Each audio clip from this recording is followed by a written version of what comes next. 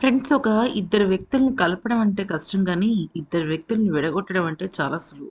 ఈ హరిబాబు తల్లి చేసిన పనికి ఒక నిండు ప్రాణం బలవ్వడమే కాదు, 2 నిండు ప్రాణాలు బలయ్యి ఇక ఇరు కుటుంబాలు ఇంకా చిన్నాభిన్నమైపోయాయి. ఒక పచ్చని సంసారంలో చిచ్చు పెట్టింది ఈ హరిబాబు తల్లి.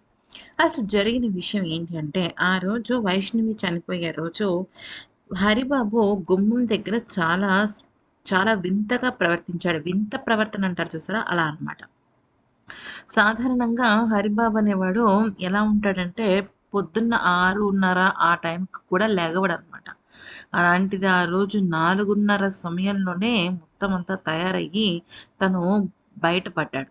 అంతేకాదు, ఆ రోజు ప్రతి 5 నిమిషాలకొకసారి అంటే అర్ధరాత్రి 12-1 మధ్యలో ప్రతి 5 నిమిషాలకొకసారి బయటకి రావడం.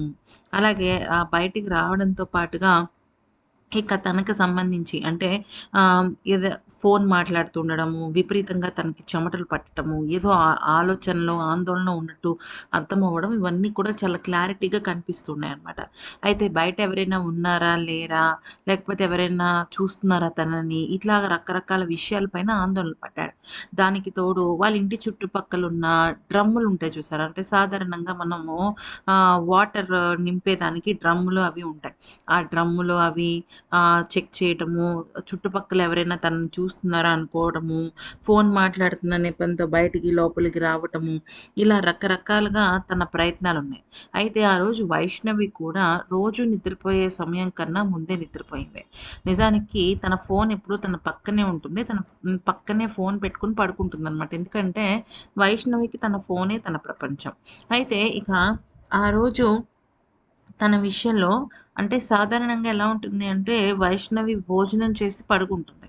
కానీ అప్పటికే తను 2 డేస్ నుంచి భోజనం చేయట్లేదు.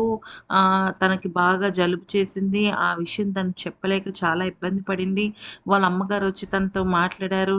అంతా జరిగింది. కానీ ఫుడ్ తినకుండానే తను నిద్రపోయిందనమాట. అంతేకాకుండా ఆ రోజు తన ఫోన్‌ని తను తీసుకొని దాదాపుగా ఒక గంటన్నర పాటు ఆ ఫోన్‌లో తను చాలా విషయాలు చేశాడు. అయితే ఇక బయటికి రావడం, ఫోన్‌లో మెసేజ్‌లు చాటింగ్ చేయటం, మళ్ళీ లోపలికి వెళ్ళడం, తననెవరో చూస్తున్నారా అని తనను తాను నడిపించుకోవడం. అయితే తను ఒక స్టేజ్‌లో ఎలా అయిపోయాడంటే, తన ఇంటి దగ్గరున్న డ్రమ్మునెక్కి, ఆ ఇంటి పై కప్పులోంచి చూడటం మొదలెట్టాడు ఎవరైనా ఉన్నారా? లేరా? అనేసేసి.